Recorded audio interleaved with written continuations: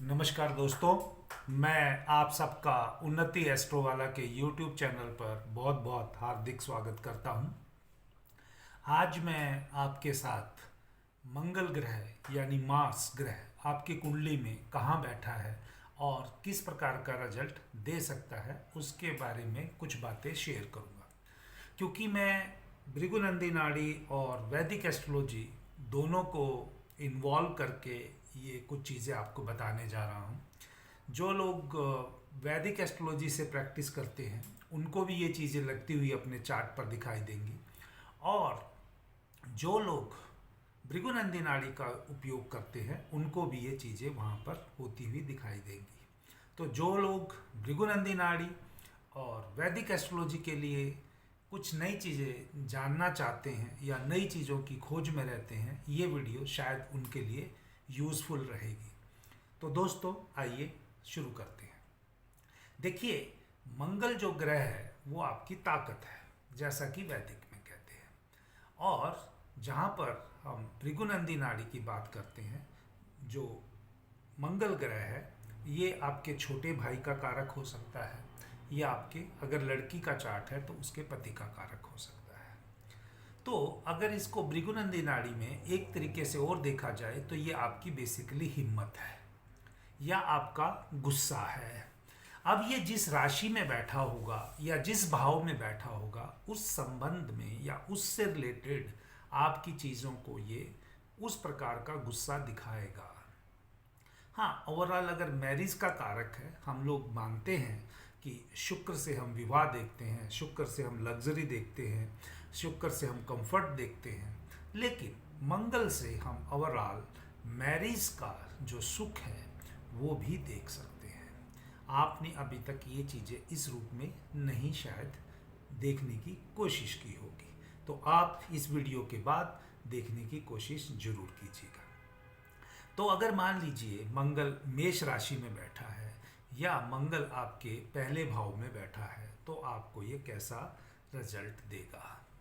अगर मेष राशि में मंगल बैठा है या पहले भाव में मंगल बैठा है तो ऐसा जातक जो होता है वो स्ट्रॉन्ग डिसीजन लेने की कैपेबिलिटी रखता है, वो एक्शन ओरिएंटेड हो सकता है, वो खेल कूद में अच्छा हो सकता है।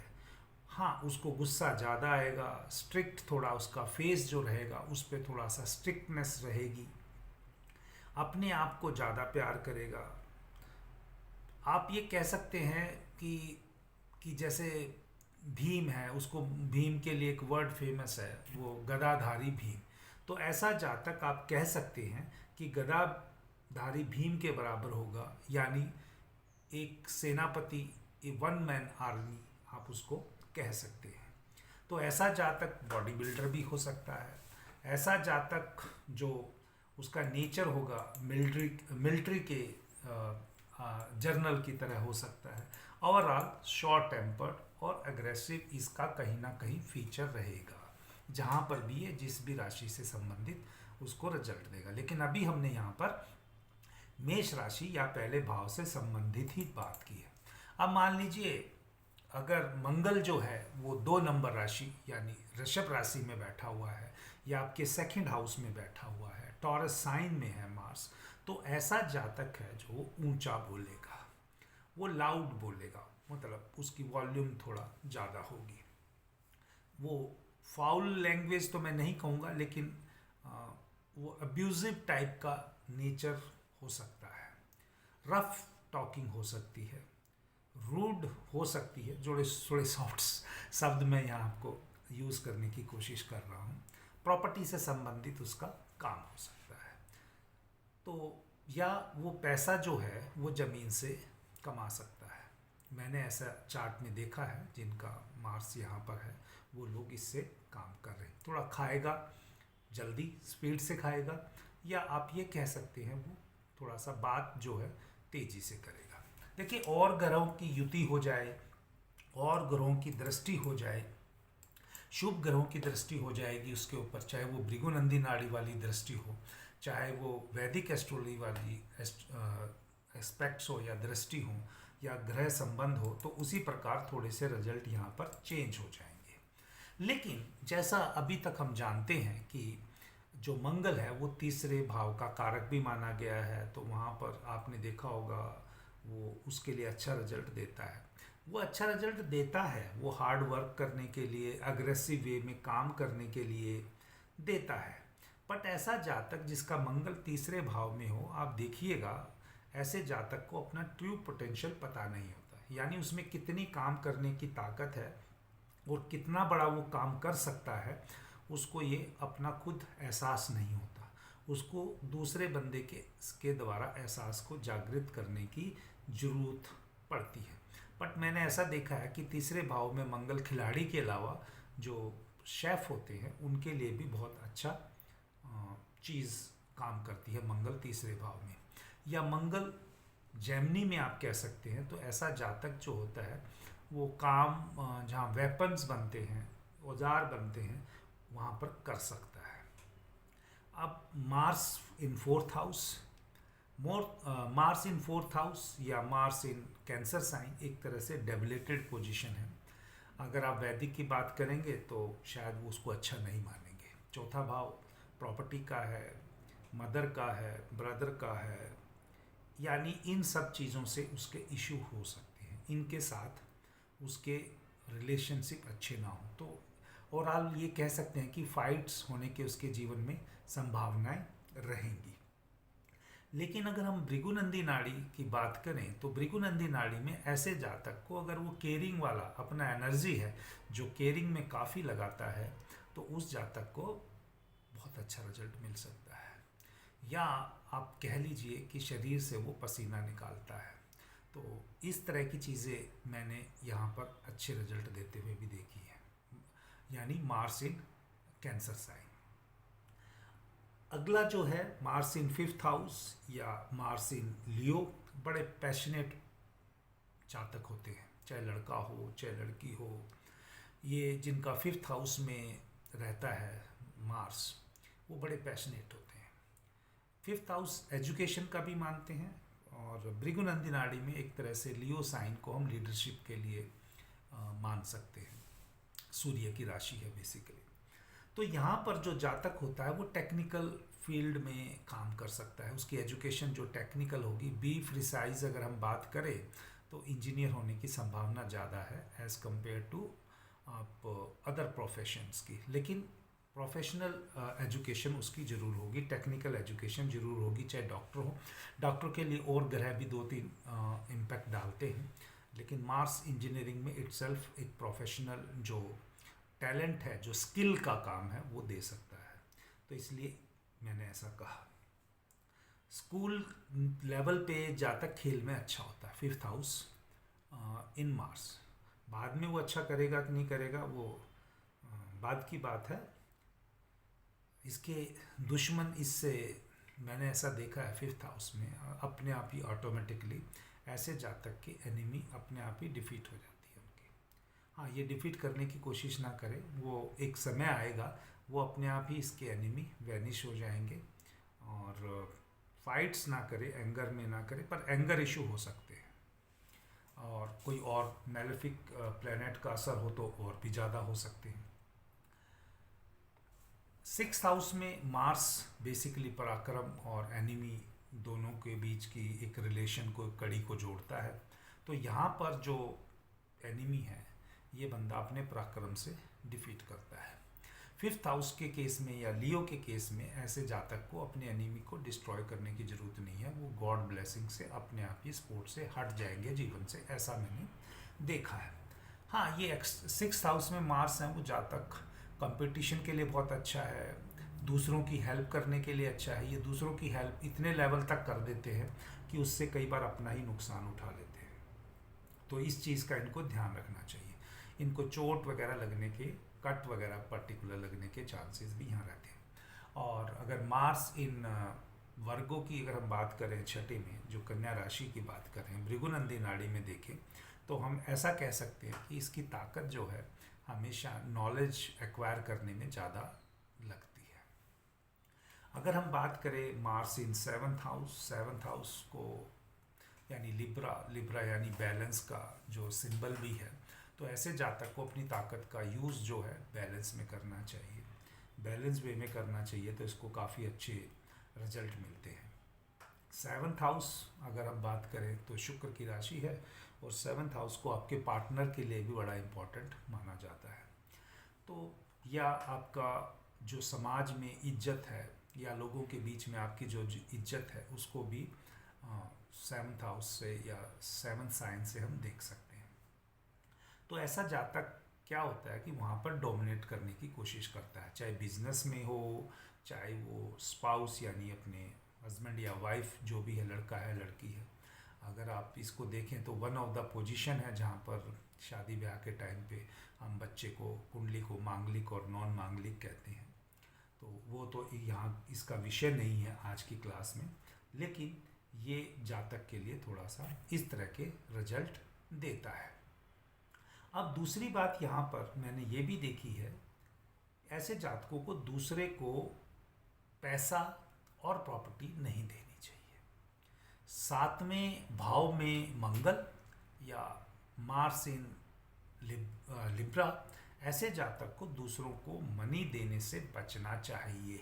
अगर ये मनी देंगे तो उसको और ज़्यादा प्रॉब्लम आ जाएगी। प्राइवेट पार्ट्स को भी इंडिकेट करता है। 7 और 8 को अगर भृगुनंदी नाड़ी की बात करें तो इनको थोड़े बहुत इश्यूज हो सकते हैं, यूरिनरी यानी पेशाब वाली प्रॉब्लम हो सकती है इनको कुछ, या ब्लड इशू भी हो सकता है। मार्स इन 8th हाउस या मार्स इन स्कॉर्पियो, तो ऐसे जातक को प्रोमिनेंट हो जाता है कि उसको कुछ एक्सीडेंट्स की संभावना बढ़ सकती है, चोट लगने की संभावना बढ़ सकती है।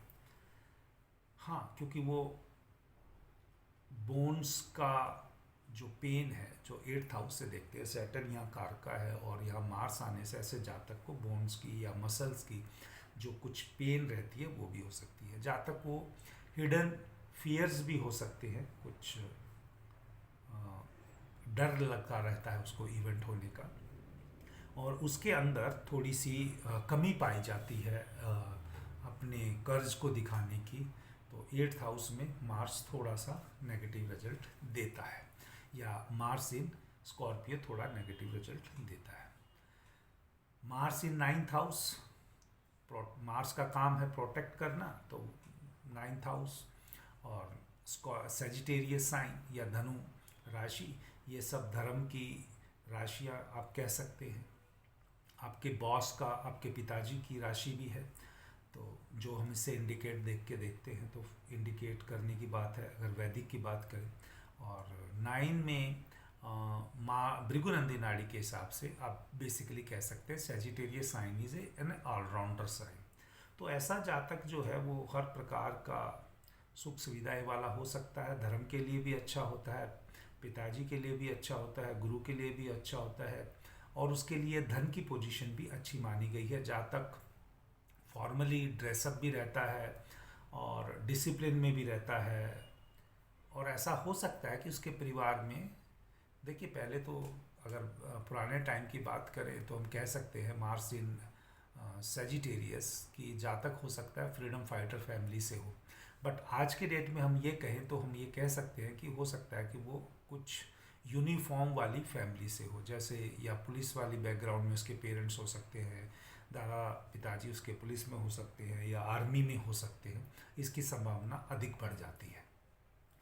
मार्स इन 10th हाउस एक्सॉल्टेड पोजीशन है, कुंडली में भी अगर मार्स 10th हाउस में बैठा है या मार्स कैप्रिकॉर्न राशि में बैठा है तो उसकी एक्सॉल्टेड पोजीशन है। तो एक्सॉल्टेड पोजीशन है कि उसको चीज़ें थोड़ी सी अच्छी मिलनी चाहिए, तो उसका नेम फेम वाला भी 10th हाउस से हम काउंट करते हैं।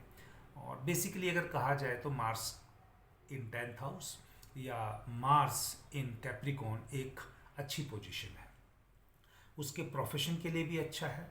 लेकिन क्योंकि जातक क्या होता है कि वो ज़्यादा डोमिनेट करता है मार्स इन 10th हाउस और मार्स इन कैप्रिकॉर्न, तो उसके लिए जॉब करना थोड़ा मुश्किल होता है। तो जॉब करना थोड़ा मुश्किल होता है, तो वो अगर अपना बिजनेस करे तो उसको अच्छा रिजल्ट मिल सकता है, बट उसको अपना फुल एक्शन और फोकस रखने की काम पे ज़रूरत है ताकि उसको ज़्यादा सफलता मिल सके। ऐसा मेरा ऑब्जर्वेशन है जब मैं कुंडलियों में बाकी और लोगों की देखता हूँ, या कोर्सेज पढ़ाता हूँ तब लोग अपने चार्ट्स भी डिस्कस करते हैं। तो ये प्रोमिनेंटली आप कह सकते हैं, जितने भी अभी तक मैंने आपको 1 से लेकर 10 चीज़ें बताई हैं राशियों के बारे में मार्स की पोजीशन से, ये 100% सभी में लगती हुई मुझे दिखाई दी। अब आते हैं मार्स इन एक्वेरियस, मार्स इन पाइसिस, या मार्स 11वें भाव में या मार्स 12वें भाव में। देखिए, लोग बोलेंगे ये बहुत अच्छी पोजीशन है, 11वें भाव में हर ग्रह अच्छा रिजल्ट देता है, पर सॉरी टू से बहुत अच्छा नहीं है। बहुत बुरा भी नहीं है, मैं ऐसा नहीं कहूँगा, एवरेज पोजीशन भी आप मान सकते हैं, बट मार्स इन एक्वेरियस या 11वें भाव में मैं इसको बहुत अच्छा नहीं मानता, क्योंकि सडन गेन सडन लॉसेस ज़िंदगी में लगे रहते हैं, या आप कह लीजिए अप एंड डाउन्स लगे रहेंगे। अगर अप एंड डाउन्स ज़िंदगी में लगे रहेंगे तो बंदे को थोड़ी सी खुशी की बजाय दिक्कत ज़्यादा होती है। तो इसलिए मैं पहले ही कह रहा हूँ, ये जातक के लिए थोड़ा उतना अच्छा नहीं। हाँ, ये जरूर हो सकता है, मार्स अगर 11th हाउस में है, एक्वेरियस साइन में है, तो ऐसा जातक कई घर बना सकता है। इवन मगर मार्स 11th हाउस को भी देखेगा तो वो मल्टीपल हाउसेस कंस्ट्रक्ट कर सकता है। ये मेरी अपनी प्रैक्टिस में मैंने ऑब्जर्व किया है। बट बैड रिलेशनशिप को भी इंडिकेट करता है विद ब्रदर्स और सिस्टर्स, जो भी आपके बड़े, आपके परिवार में आपसे बड़े हैं, यानी क्योंकि 11वां भाव जो होता है बड़े भाई बहन का होता है, तो बड़े भाई बहन से ये उसके रिलेशनशिप किसी भी रूप से डिस्टर्ब्ड हो सकते हैं।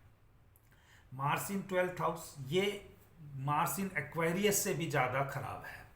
मार्स इन एक्वेरियस तो फिर भी आप कह सकते हैं 60% अच्छा है, 40% खराब है, लेकिन मार्स इन 12th हाउस मेरे हिसाब से ये ज़्यादा खराब है, अगर अनटिल अनलेस जातक अपने आप को सही रास्ते पे, धर्म के रास्ते पे नहीं चलाता है।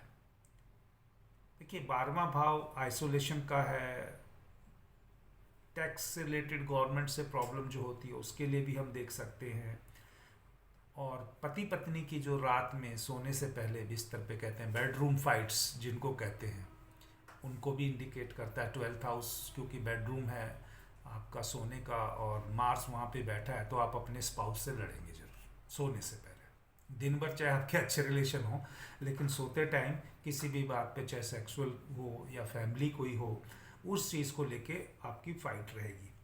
बेसिकली आपका दिमाग जो है वो गर्म रहेगा, मन मर्जी करने वाले होते हैं। सबसे बड़ी प्रॉब्लम है कि 12th हाउस में अगर मार्स रहेगा या मार्स पाइसिस में रहेगा एक्सक्यूज मी, तो ऐसे जातक अपने मन मर्जी करेंगे, आपको बागी बना देंगे, रेबल टाइप का। आपको फैमिली में आपकी इमेज ना रेबल टाइप की बन जाएगी, तो वो एक अच्छी नहीं होती है।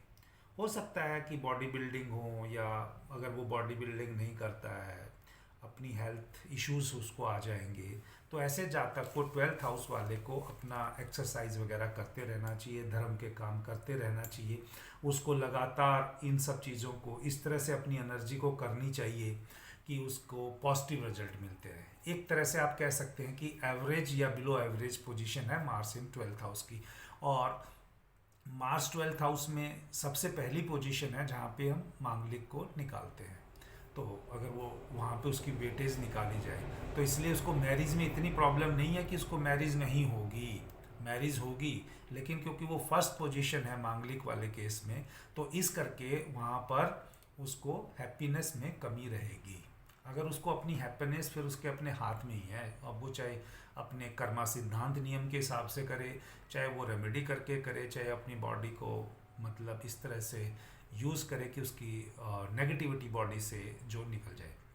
तो दोस्तों, उम्मीद करता हूँ कि जो मैं आपसे इन्फॉर्मेशन शेयर करता हूँ, आपके साथ जो चीज़ें यहाँ पर बताता हूँ, लर्न करता हूँ, बताता हूँ, प्रैक्टिस करता हूँ, अपने एक्सपीरियंसेस शेयर करता हूँ, आपको पसंद आते होंगे। आप अवश्य ही इन वीडियो को लाइक करते होंगे, चैनल को सब्सक्राइब करते होंगे, और कुछ और दोस्तों के साथ भी जब भी आपका मन करता होगा इसको आगे शेयर करते होंगे।